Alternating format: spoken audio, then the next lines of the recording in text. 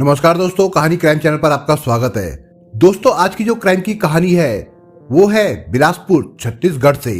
तो चलिए दोस्तों, इस कहानी को हम लोग शुरू करते हैं। प्रियंका और कृष्णा प्यार की पींगे भर रहे थे। दोनों का प्यार दोस्तों के बीच चर्चा का विषय बन गया था। कृष्णा तिवारी की उम्र जहां 25 वर्ष थी, वहीं प्रियंका श्रीवास 21 साल की थी।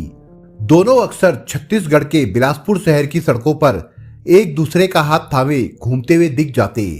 कृष्णा उसे अपनी बुलेट मोटरसाइकिल पर भी घुमाता था। दोनों का प्रेम परवान चढ़ रहा था।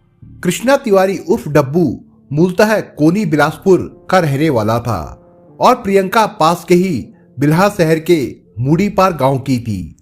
वो बिलासपुर में अपने मौसा जोगीराम के यहाँ रहकर बीए फाइनल की पढ़ाई कर रही थी। एक दिन कृष्णा ने शहर के विवेकानंद गार्डन में घूमते घूमते प्रियंका से कहा, प्रियंका, आज मैं तुमसे एक बहुत खास बात कहने जा रहा हूं, जिसका शायद तुम्हें बहुत समय से इंतजार होगा। क्या? प्रियंका ने स्वाभाविक रूप से कहा। मैं तुमसे शादी करना चाहता हूं। कृष्णा बोला, मैं चाहता हूं कि हम दोनों शादी कर लें या फिर घर परिवार से कहीं दूर भाग चलें। नहीं नहीं, मैं भागकर शादी नहीं कर सकती। वैसे भी अभी मैं पढ़ रही हूं। शादी होगी तो मेरे माता पिता की सहमति से ही होगी। तब तो प्यार भी तुम्हें मम्मी पापा की आज्ञा लेकर ही करना चाहिए था। कृष्णा ने उसकी खिल्ली उड़ाते हुए मीठे स्वर में कहा, देखो, प्यार और शादी में बहुत फर्क है। तुम मुझे अच्छे लगे तो तुमसे दोस्ती हो गई और फिर प्यार हो गया। प्रियंका ने सफाई दी। देखो डब्बू, तुम मेरे पापा को नहीं जानते। वो बड़े ही गुस्से वाले हैं। मैं माँ को तो मना लूंगी, मगर पापा के सामने तो बोल तक नहीं सकती। वो तो, अरे बाप रे। कहते कहते ही प्रियंका की आंखें फैल गई और चेहरा सुर्ख हो उठा।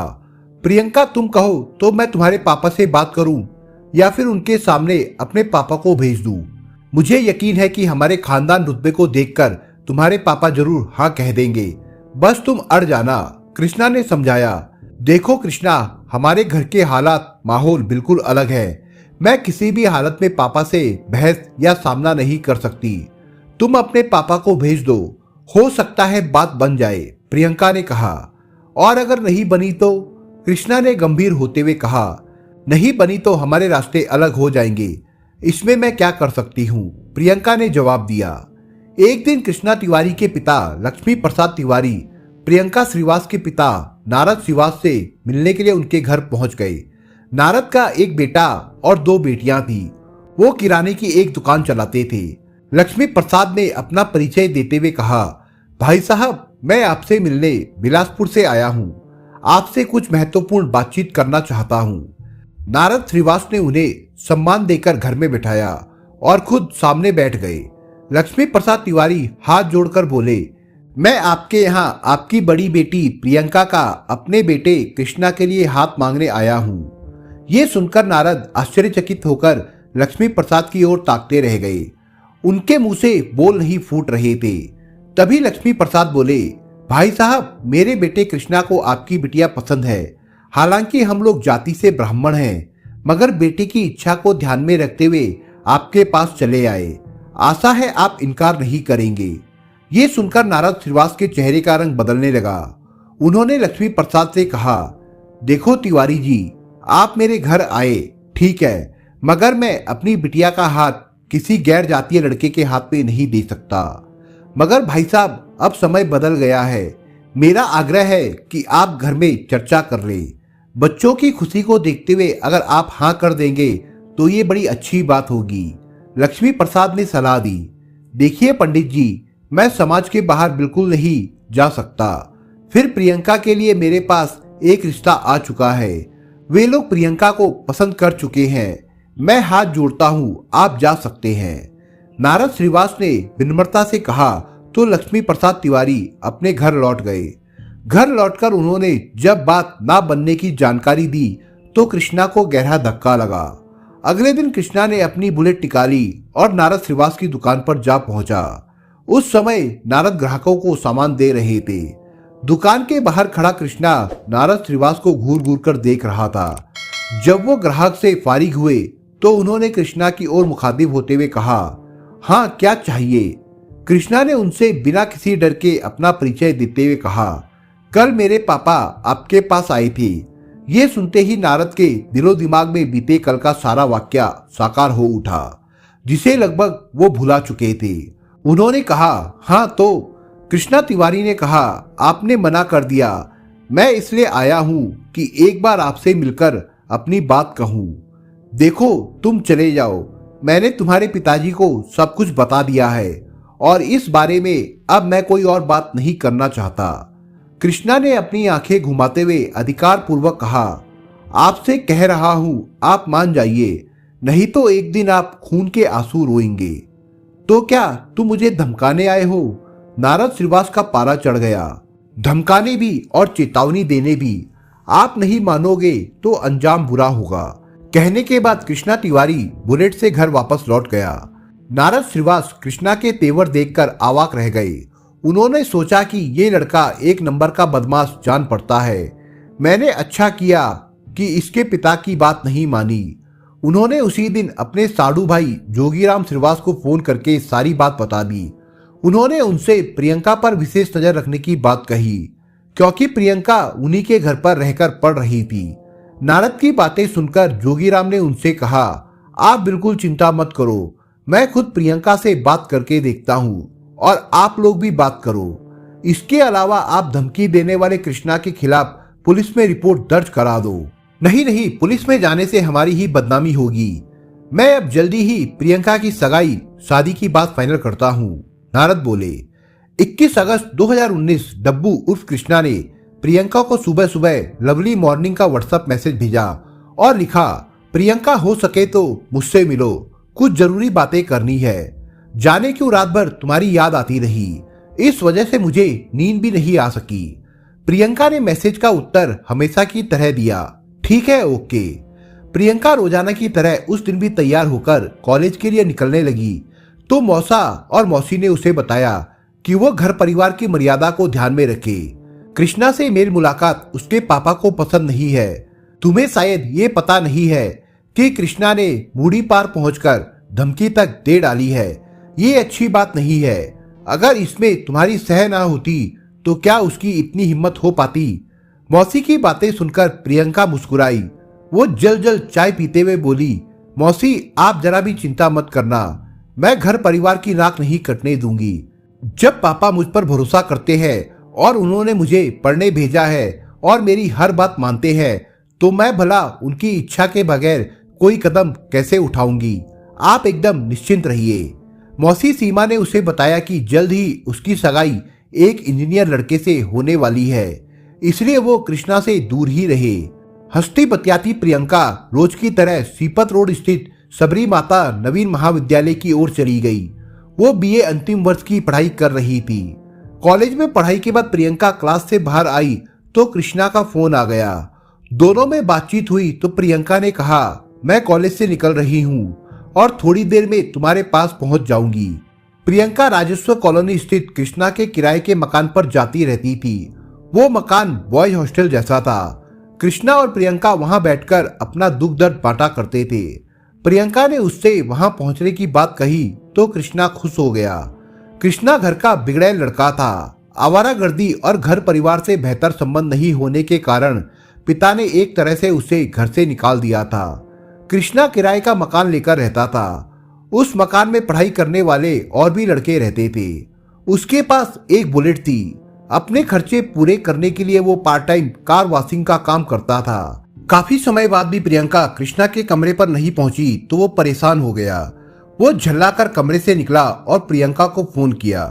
प्रियंका ने उसे बताया कि वो अपनी फ्रेंड के साथ है और उसके पास पहुंचने में उसे कुछ समय लगेगा। कृष्णा उससे मिलने के लिए उतावला था। काफी देर बाद भी जब वो नहीं पहुंची तो उसने प्रियंका को फिर फोन किया। प्रियंका बोली, आ रही हूँ यार, मैं अशोकनगर पहुंच चुकी हूँ। इस पर कृष्णा ने झल्लाकर कहा, मैं वहीं आ रहा हूँ, तुम रुको, मैं पास में ही हूँ। कृष्णा थोड़ी ही देर में अशोकनगर जा पहुंचा। प्रियंका वहां दो सहेलियों के साथ खड़ी थी।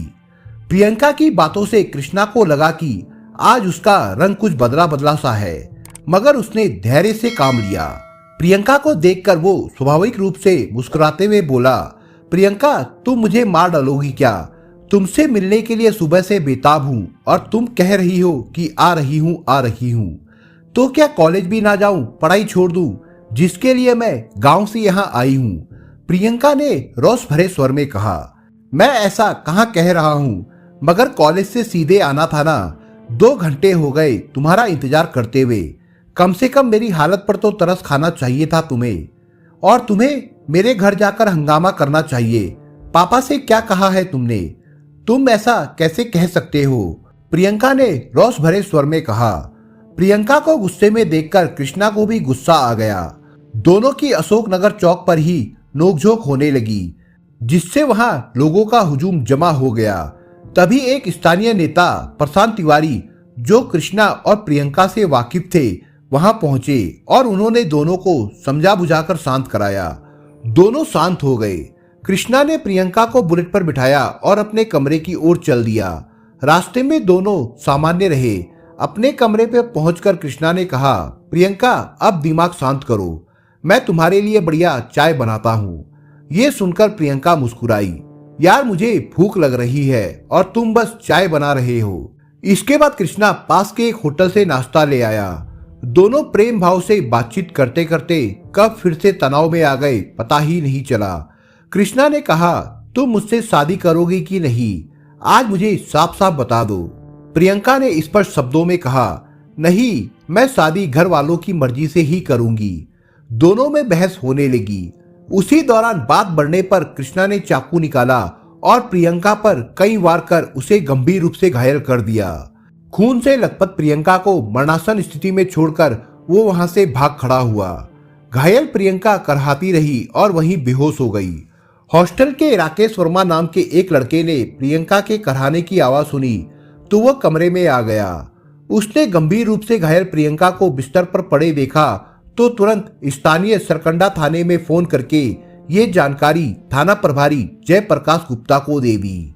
जानकारी मिलते ही थाना प्रभारी जयप्रकाश गुप्ता कुछ पुलिसकर्मियों को साथ लेकर राजस्व कॉलोनी के हॉस्टल पहुंच गए।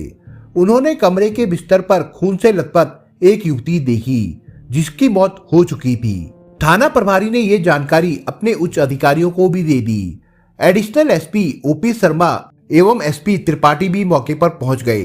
दोनों पुलिस अधिकारियों ने मौका मुआयना करने के बाद उसके शव को पोस्टमार्टम के लिए भेजने का आदेश दिया। अधिकारियों के जाने के बाद थाना प्रभारी ने प्रियंका के शव को पोस्टमार्टम के लिए भेज दिया। हॉस्टल के लड़कों से पता चला कि जिस कमरे में प्रियंका की हत्या हुई थी वो कृष्णा का है। प्रियंका के फोन से पुलिस को उसकी मौसी व पिता के फोन नंबर मिल गए थे, लिहाजा पुलिस ने फोन करके उन्हें अस्पताल में बुला लिया। प्रियंका के मौसा मौसी और माता पिता ने अस्पताल पहुंचकर शव की शिनाख्त प्रियंका के रूप में कर दी। उन्होंने हत्या का आरोप बिलासपुर निवासी कृष्णा उर्फ डब्बू पर लगाया। पुलिस ने कृष्णा के खिलाफ हत्या की रिपोर्ट दर्ज करके उसकी खोजबीन शुरू कर दी। उसका मोबाइल फोन स्विच ऑफ था। पुलिस को पता चला कि वो रायपुर से नागपुर भाग गया है। थाना प्रभारी जयप्रकाश गुप्ता व महिला एसआई गायत्री सिंह की टीम आरोपी को संभावित थानों पर तलाशने लगी। पुलिस ने कृष्णा के फोटो नजदीकी जिलों के सभी थानों में भी भेज दिए थे। सरकंडा से करीब 25 किलोमीटर दूर स्थित मुंगेली जिले के थाना सरगांव के एक सिपाही को 23 अगस्त 2019 को कृष्णा तिवारी सरगांव चौक पर दिख गया। उस सिपाही का गांव आरोपी कृष्णा तिवारी के गांव के नजदीक ही था, इसलिए सिपाही को यह जानकारी थी कि कृष्णा मर्डर का आरोपी है और पुलिस से छिपा घूम रहा है। लिहाजा वो सिपाही कृष्णा तिवारी को हिरासत में लेकर थाना सरगांव ले आया। सरगांव पुलिस ने कृष्णा तिवारी को गिरफ्तार करने की जानकारी सरकंडा के थाना प्रभारी जयप्रकाश गुप्ता को दे दी। उसी शाम सरकंडा थाना प्रभारी कृष्णा तिवारी को सरगांव से सरकंडा ले आए। उससे पूछताछ की गई तो उसने प्रियंका की हत्या करने का अपराध स्वीकार कर लिया। उसकी निशानदेही पर पुलिस ने घटनास्थल से एक चाकू भी बरामद किया जो 3 टुकड़ों में था। कृष्णा ने बताया कि हत्या करने के बाद वो बुलेट से सीधा रेलवे स्टेशन की तरफ गया। उस समय उसके कपड़ों पर खून के धब्बे लगे थे। उसके पास पैसे भी नहीं थे। स्टेशन के पास अनुराग मानिकपुरी नाम के दोस्त से उसने 500 रुपए उधार लिए और रायपुर की तरफ निकल गया। कृष्णा तिवारी उस दब्बू से पूछताछ कर पुलिस ने उसे 24 अगस्त 2019 को कोर्ट में पेश किया, जहां से उसे जिला जेल भेज दिया गया। दोस्तों इस कहानी के बारे में आपके विचार क्या है, हमें कमेंट बॉक्स में जरूर बताएं। और दोस्तों अगर आपको हमारा काम पसंद आया हो तो वीडियो को लाइक शेयर जरूर करिए। और अगर आपने अभी तक चैनल को सब्सक्राइब नहीं किया हो तो जाने से पहले चैनल को सब्सक्राइब जरूर करिए दोस्तों। धन्यवाद।